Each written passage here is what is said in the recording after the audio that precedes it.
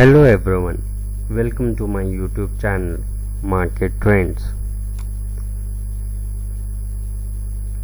Here I come with a new video to discuss about the upcoming week, that is from tomorrow till Friday, that is dated 1st June to 5th June. We will be discussing here some of the factors which were witnessed in the previous week as well as what is expected in the coming week.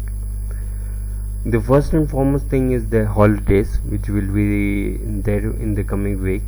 Unfortunately, there are no holidays in the coming week, so it will be an active week, and there won't be any holidays.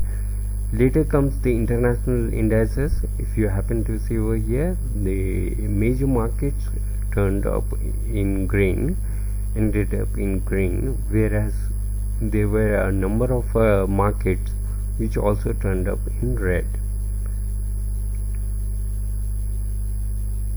Now comes the US dollar price. If you see the US dollar price in comparison to its previous week, we couldn't find much of fluctuation. Marginal difference was noticed, which isn't much of difference at all. Next come the quarter results. There are a few listed companies who are declaring their quarter results this week, like Britannia Industries, Motherson Sumi, State Bank of India, L&T, NIIT, Interglobe Aviation, and other large, mid and small caps as well. Now coming on to the news, views and political scenario. After almost 70 days of strict nationwide lockdown, central government has relaxed the lockdown and limited it only to certain containment zones till 30th June. Rather than saying it lockdown 5.0, we can also say it unlock 1.0, wherein the Ministry of Home Affairs has issued certain guidelines for certain activities to take place in places apart from containment zones. However, the relaxation will happen in phases.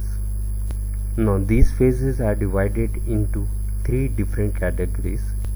In the first phase, people will be allowed to go out of their houses.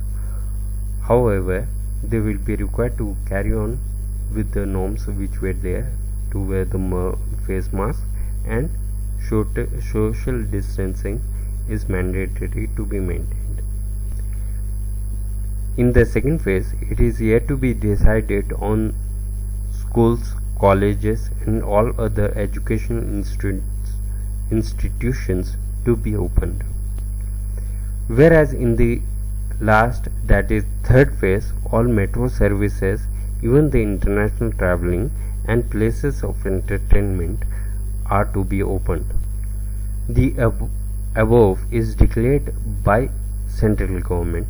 However, added to it, certain alteration might be there at each state level. The next point is regarding the coronavirus, and if you can see in the nation, the number of cases are rising day by day, which is a quite concerning thing. Apart from that, there is no sign of any cure coming in the near future for the disease. In the next phase, that is India's GDP growth rate, which has slipped from 4.2%, which was recorded previously, to 3.1% at the moment. Now this stands to be the lowest in 11 years. Now comes the US-China trade deal.